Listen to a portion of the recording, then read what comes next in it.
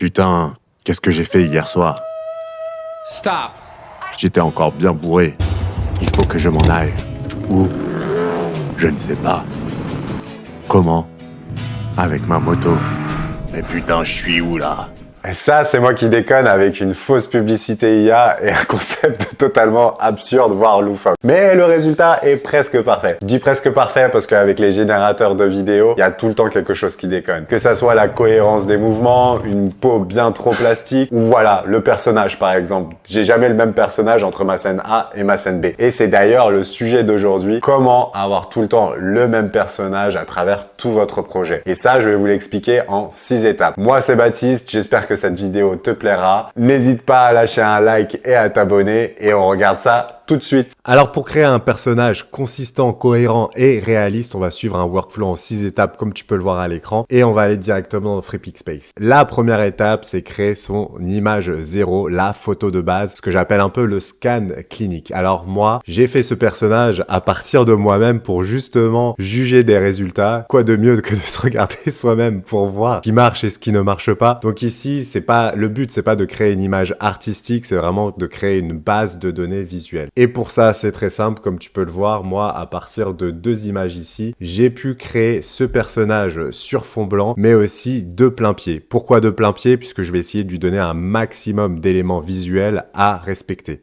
Alors pour faire ça, tu n'auras plus qu'à suivre ce prompt bien précis où tu vois qu'il y a certaines catégories ici où j'ai mis un verrou, c'est-à-dire que tu n'auras pas à changer. La seule chose que tu auras à changer, c'est les vêtements, la catégorie outfit. Là, tu peux voir que je lui dis qu'il porte un jean bleu avec une chaîne en or. Pourquoi j'ai fait ça? J'ai fait ça tout simplement parce que mes images d'origine, on voit pas ce que je porte en dessous. Et si je lui dis pas ça, en fait, l'IA va l'imaginer. Et donc, c'est la première chose à faire, c'est vraiment verrouiller tous les éléments qui vont composer ton personnage, qui vont en faire sa personnalité, et plus particulièrement ses vêtements. Ici, moi, ce sera très simple, ce sera une moustache, une chaîne en or et cette veste-là. Alors, la deuxième étape, ça va être de créer ta fiche personnage ou la carte d'identité visuelle de ton acteur ou de toi-même.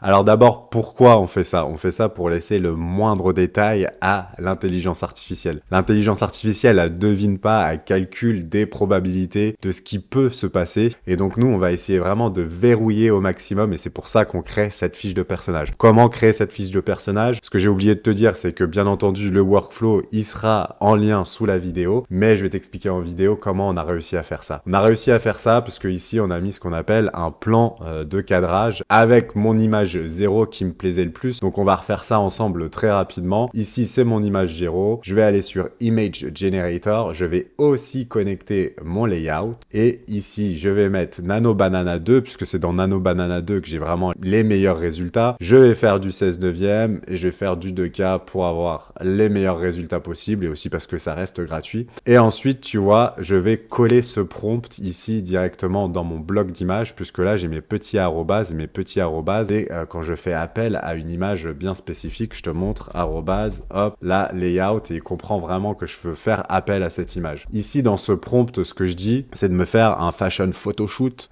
qui suit exactement les mêmes 5 shots précisés dans ce qui est appelé ici layout. Quels sont ces shots? Ces shots, ça va être un plan moyen pris à partir de l'épaule, une vue de profil à gauche, une vue de profil à droite, un plan plein pied de face et un plan plein pied de dos. Voilà après ce que ça me donne en termes de résultats et comme je t'ai dit, on essaye en fait de verrouiller au maximum notre personnage. Ici, on fait ça sur du fond blanc puisque tout simplement on va être sur des lumières neutres et après ça va nous permettre de générer ce même personnage dans des conditions avec de la luminosité différente, avec des angles de vue différents. Mais à partir de ça, à partir de cette image, tu verras que la plupart du temps, je vais faire appel uniquement à cette image pour utiliser mon personnage de référence. Donc on va passer à la troisième étape. Maintenant que ton personnage a été scanné, verrouillé, cartographié sur un fond blanc, il va falloir le sortir de ce fond blanc et va falloir le mettre en scène. Donc pour le mettre en scène, il va falloir suivre un brief réalisateur que je vais te montrer. On va déjà faire un exemple où ici, je vais prendre ma fiche de personnage, je vais la glisser, Image Generator, toujours, on va prendre du Nano Banana 2, donc je vais passer cette étape très vite, en 16/9 bien entendu. Et en 2K, de nouveau, profitez-en avec FreePixSpace, les générations en 2K ou en 1K sur Google Nano Banana 2 sont gratuites et ça change vraiment tout. Ici, je vais faire appel à ma fiche de personnage qui est appelée Image Generator et je vais marquer running in the street. Donc ici, je vais préciser son action, mais je vais pas vraiment préciser où il est. Et on va voir les résultats qui sont plutôt décevants. Après, ils sont aléatoires puisque j'ai rien précisé en fait à mon brief réalisateur. Donc ici, je pense qu'il nous a mis dans une rue de New York, j'en sais rien. Il a respecté mon character sheet. Mais en fait, ce que je veux vous montrer, c'est que si vous êtes très aléatoire avec vos instructions, vous attendez pas à avoir des résultats précis. Beaucoup de gens sont déçus par l'IA, mais en fait, ils sont déçus par l'IA parce qu'il ne donne pas des instructions précises. Et on va voir là maintenant tout de suite ces instructions précises, en tout cas ce qu'il faut respecter à minima pour espérer avoir de bons résultats. Alors le brief réalisateur, je vais essayer d'être très succinct parce qu'on pourra en faire toute une vidéo sur ça. Qu'est-ce qu'il va falloir respecter?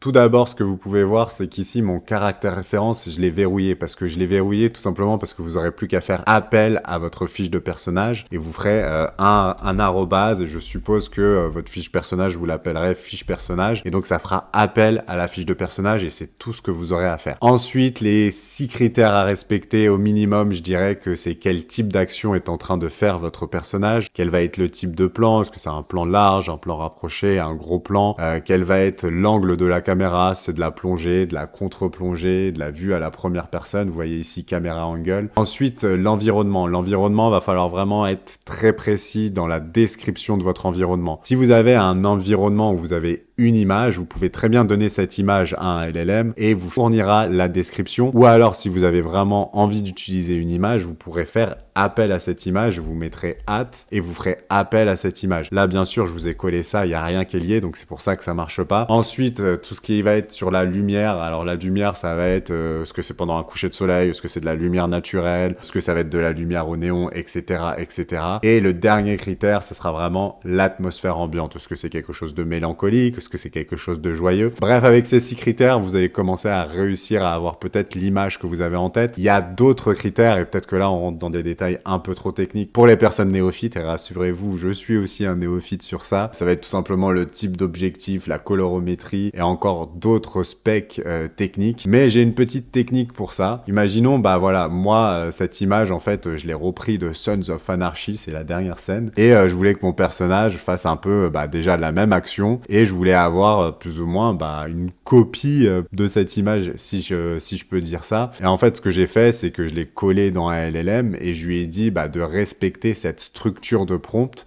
Et c'est comme ça que vous pouvez voir ici il m'a rempli tout ça de lui-même, sauf le caractère référence, où là, vous pouvez voir que j'ai fait appel à l'image generator qui est ma fiche de personnage. Mais après, le reste, en fait, ça a été rempli automatiquement par Claude et ça m'a permis de recréer cette image qui est plutôt ressemblante. Après, bien sûr, il y a des choses qui ne collent pas ensemble, mais j'avais aussi des spécificités par rapport à ma pub où je voulais une lumière assez bleue puisque c'est le copycat de la publicité Dior où il y a cette lumière bleue qui est très présente. Donc voilà comment vous pouvez faire. Et c'est comme ça que vous allez vous entraîner. Ça vous permet au moins d'apprendre des choses. Alors on est déjà à la 4e étape qui n'est pas forcément obligatoire. Donc si vous n'êtes pas intéressé, vous pouvez sauter cette étape. C'est la variation dans FreePixSpace. Si vous aimez un shot comme le shot qui est ici, vous allez tout simplement faire comme ça et cliquer sur variation. Dans variation, vous allez sélectionner reframe et là, vous allez avoir la possibilité en fait de créer une grille. Donc là, 3 par 3, c'est-à-dire que j'aurai 9 images en tout. Vous pouvez sélectionner en fait le nombre d'images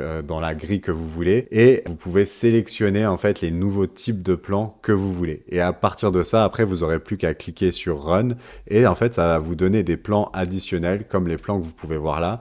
Et je trouvais ça quand même très intéressant de vous montrer variation. Ça peut vous faire gagner du temps au lieu de tout reprompter et essayer d'avoir exactement le shot que vous aviez en tête. Ça peut paraître comme être un brainstorming de plans additionnels. Voilà pour variation. Et maintenant, on passe à la vidéo et ma petite technique pour réussir à avoir toujours un personnage cohérent dans la vidéo. Alors maintenant, on passe à la 5e étape, la génération de vidéos. Alors, je vais pas vous expliquer les prompts comme pour générer des vidéos. Ce que j'ai envie de vous montrer, c'est une petite technique pour assurer au minimum une cohérence au niveau des visages. Donc vous pouvez voir qu'ici, dans Kling, j'ai mis mon premier shot et ici vous avez un truc qui s'appelle Bind Elements to Enhance Consistency et je vais faire ça et je vais faire Create. Et à partir d'ici, je vais aller chercher ma fiche personnage, je vais faire Add Image, ça c'est ma fiche personnage, je vais faire Ouvrir. Ici, je peux générer des images additionnelles à partir de cette image. Donc, c'est ce que je vais faire. Comme ça va lui faire plaisir. En tout cas, c'est pour vous montrer que vous avez la possibilité de générer d'autres shots directement dans Kling. Et vous voyez que tout simplement Kling, en fait, reprend la plupart des choses que je lui avais mis dans mon character sheet. Ici, je vais faire auto. Je vais l'appeler, comme je m'appelle, hein, Baptiste. Hop. Ça, c'est juste pour générer une description. Je vais marquer man with a moustache. Donc là, j'ai fait du custom multi-shot en essayant de lui préciser les angles de vue pour vous montrer un peu le personnage sous différents angles de vue. Et puis, on va voir ce que ça donne en vidéo. Et là, très rapidement, j'ai déjà un premier résultat. Donc, je lui avais dit vue de profil. Donc, en fait, il a tourné la tête de derrière et un low angle, donc contre-plongée. Ça marche plutôt pas mal. On va voir le deuxième résultat. Bon, là, il m'a pas fait la vue de profil de derrière et en low angle.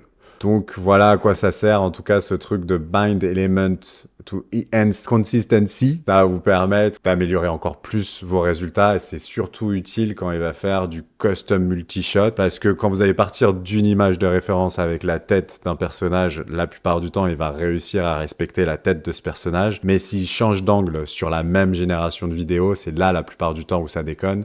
Et donc, je vous conseille vraiment, si vous voulez avoir une bonne consistance, d'activer cette option dans Kling. Donc, la dernière étape, ça va être l'étape de post-production. Aujourd'hui, l'IA a produit des images trop parfaites, trop maquillées pour moi. Donc, en fait, ce qu'on va faire, c'est du démaquillage artificiel, si je puis dire. Et pour ça, la solution en tout premier, ça va être de rajouter du grain sur nos images. Donc là, je vous montre ça dans CapCut parce que moi, CapCut, c'est l'outil que j'utilise. Donc déjà, pour rajouter du grain sur vos scènes vidéo, ici, vous allez cliquer sur Ajustement. Ici, vous voyez que j'ai déjà réglé un peu les températures, mais vous allez rajouter ici ce qui s'appelle Particules. Vous voyez que là, si je mets à 100, là, vous voyez vraiment le grain. Et ici, je vais le mettre à 20 pour avoir un rendu un peu plus réaliste ou en tout cas, un rendu auquel l'œil humain est habitué. La deuxième chose, ça va être sur les flous de vitesse. Donc, par exemple, sur ce shot-là, je pense que j'ai mis un flou de vitesse. Donc, je vais cliquer dessus. Et pour ça, vous allez aller sur Vidéo dans CapCut et vous allez descendre tout en bas. Et vous allez cliquer sur Rajouter du flou de mouvement parce que l'œil humain n'est pas habitué à voir les choses de manière claire quand il y a de la vitesse. Et donc, le flou de mouvement, ça va vous permettre de simuler ce flou tout simplement. Voilà, c'est la fin de cette vidéo. Désolé pour le montage qui n'était pas parfait. Comme vous, j'apprends. Et je laisse quand même ma vidéo complète de la parodie Dior à la fin de cette vidéo. On se retrouve pour une prochaine vidéo. Ciao. Putain, qu'est-ce que j'ai fait hier soir? Stop. J'étais encore bien bourré. Il faut que je m'en aille. Où? Je ne sais pas. Comment? Avec ma moto. Mais putain, je suis où là? J'ai envie de jouer de la guitare.